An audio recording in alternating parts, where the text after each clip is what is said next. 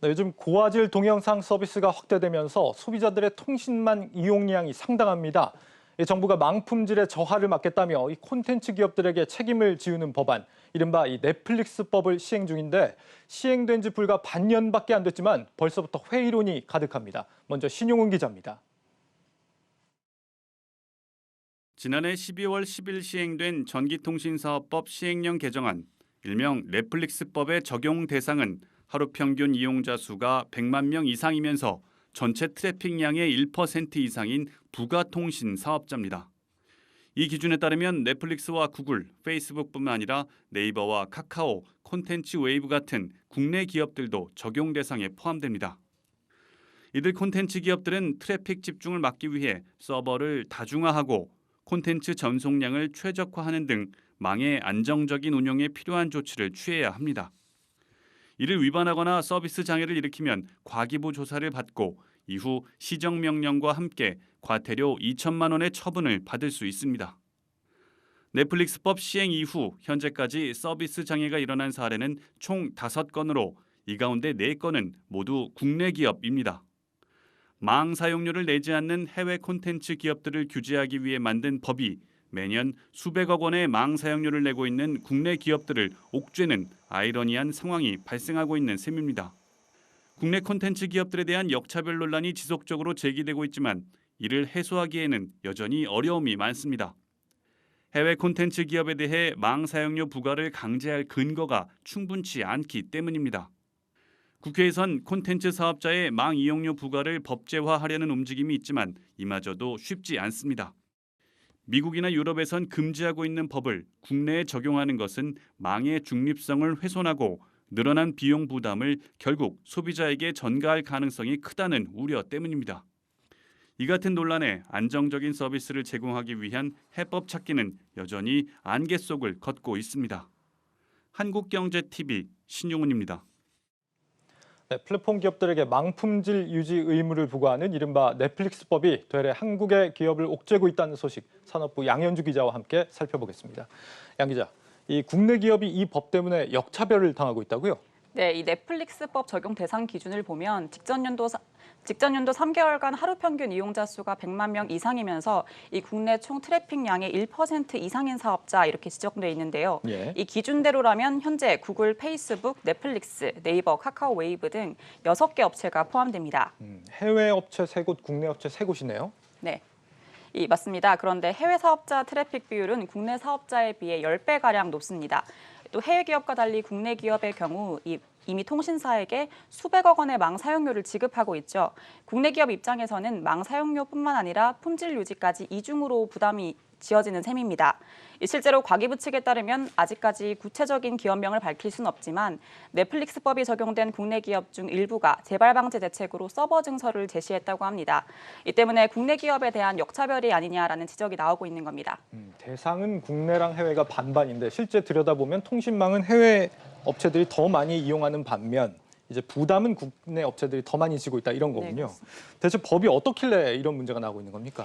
일단 전체 트래픽 1%라는 이 넷플릭스법 적용 기준이 문제가 되고 있습니다. 망품질 유지를 위해서 법안이 만들어진 거라면 이 사업자들이 발생시키는 트래픽 양이 아닌 통신사가 제공 가능한 전체 수용 용량을 기준으로 하는 게 맞지 않냐는 건데요. 쉽게 말하면 통신사가 깔아놓은 도로 위에 여러 컨텐츠 사업자들이 지나다니는 상황인데 현재 법으론 도로가 넉넉하더라도 전체 트래픽 1% 이상에 해당하면 넷플릭스법을 적용받아야 한다는 겁니다. 자세한 내용 관계자 인터뷰 들어보겠습니다. 네. 상식적으로 뭐 전체 트래픽 양에서 1%가 과연 얼마만큼의 국내 서버에 문제를 일으키는지 그게 검증된 바가 없고, 그리고 중요한 건 현재 우리나라에서 통용될 수 있는 트래픽 양, 그러니까 우리가 백본망이라고 하는데요. 그 망의 총량이 얼마인지를 모르는 상태에서 전체 유통되는 트래픽의 1%라고 했기 때문에 기준 자체도 저희가 잘못됐다라고 보는 겁니다. 1%의 가장 큰 문제는 전체가 가령 그런 거죠. 몇 리터인지도 모르는 물통에 500ml 물을 넣고 물이 너무 많이 찼어 라고 주장하는 것과 마찬가지인 거죠. 전체 수용할 수 있는 망이 많이 깔려 있다면은 트래픽의 문제가 생기지 않겠죠. 그러니까 통신사 트래픽에 실제 문제가 될 수 있는 양인지 따져보지도 않고 그냥 일률적으로 1%가 넘으면 규제한다고 해서 좀 문제가 된다 이런 거네요. 네, 그렇습니다. 네. 업계에서는 국내 CP사들을 넷플릭스법에 포함시키기 위한 게 아니냐라는 지적이 나오고 있습니다. 실제로 넷플릭스법에 적용된 기업들의 트래픽 양을 보면 이 국내 기업의 트래픽은 대부분 1%를 간신히 넘는 수준이죠. 앞서 설명한 바와 같이 해외 트래픽과의 격차가 상당한 수준입니다.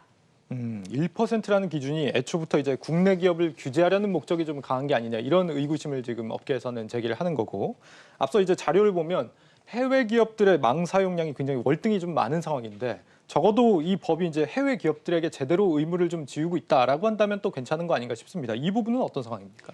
아무래도 해외 사업자의 경우 영업소가 국내에 있지 않기 때문에 이 문제가 있을 때 정확한 원인을 파악하기 쉽지 않습니다.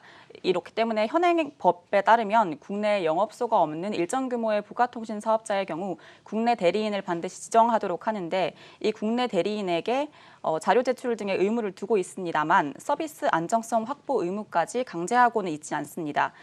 국내 대리인의 업무 범위에 서비스 안정성 확보 이행을 추가하는 법안이 현재 국회에 계류된 상태입니다. 해외 기업들에 대한 규제는 좀 부실하기 짝이 없다 이런 얘기인데 그런데 어쨌거나 이제 소비자 입장에서는 이렇게 이 법의 테두리 안에 들어오는 기업이 많으면 많을수록 좋은 거 아닙니까? 뭐 더 많은 기업들이 어쨌거나 이 망품질을 유지하기 위해서 노력한다는 의미가 되는 거잖아요. 네, 이 넷플릭스법 적용 이후에 구글과 같은 해외 CP사가 실제로 서비스 장애에 대한 한국어 고지를 진행하고는 있지만 여전히 부족하다는 부분도 있습니다. 예. 넷플릭스법 시행 이후 반년도 안 되는 기간 동안 서비스 장애가 지속적으로 발생하고 있기 때문인데요. 특히나 손해배상 조건이 굉장히 까다롭다는 점이 문제입니다. 현행법상 서비스 장애가 4시간 이상 지속되거나 이용자 보호 조치가 미비한 경우 손해배상의 책임을 물을 수 있습니다. 그러나 사실상 이렇게 장시간 장애가 발생할 일은 거의 없고요.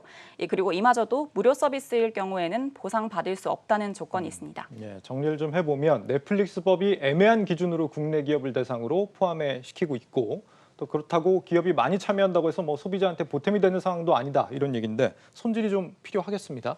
네, 국회에서 이제 관련 개정 법안들이 많이 발의된 상태고요. 대표적으로 4시간 이상 장애가 발생될 경우 부과했던 손해배상 조건을 2시간 이상으로 강화하는 법안이 현재 국회에 계류된 상태입니다. 또한 부가통신 사업자가 정기적으로 이 서비스 안정수단 확보와 관련된 자료, 또 트래픽 현황 등을 과기부에 제출하도록 하는 법안도 발의된 상태입니다. 현재 사후 조치 위주인 넷플릭스법을 사전 예방 차원으로 전환하는 개정안이라고 볼 수 있겠습니다. 그렇지만 여전히 기업들이 역차별받는 문제에 관해선 개선 움직임이 없는 것으로 알려져 있습니다. 네, 해외 업체들에 대한 통제는 제대로 안 되는 상황에서 애꿎은 우리 국내 기업들의 경쟁력만 더 저하되는 게 아닌가 우려가 되는 부분이네요. 네, 이 해외 기업의 무인 승차를 사실 막기 위해 발의된 법안인데 이 국내 기업을 더 옥죄고 있는 셈입니다. 국내 CP들이 활발한 글로벌 진출을 앞두고 있는 상황에서 이 부담을 더 가중시킬 수 있다는 우려도 나오고 있습니다. 국내 관련 법을 무리하게 추진한 결과가 아닌가 하는 이런 씁쓸함이 남습니다. 네, 산업부 양현주 기자였습니다.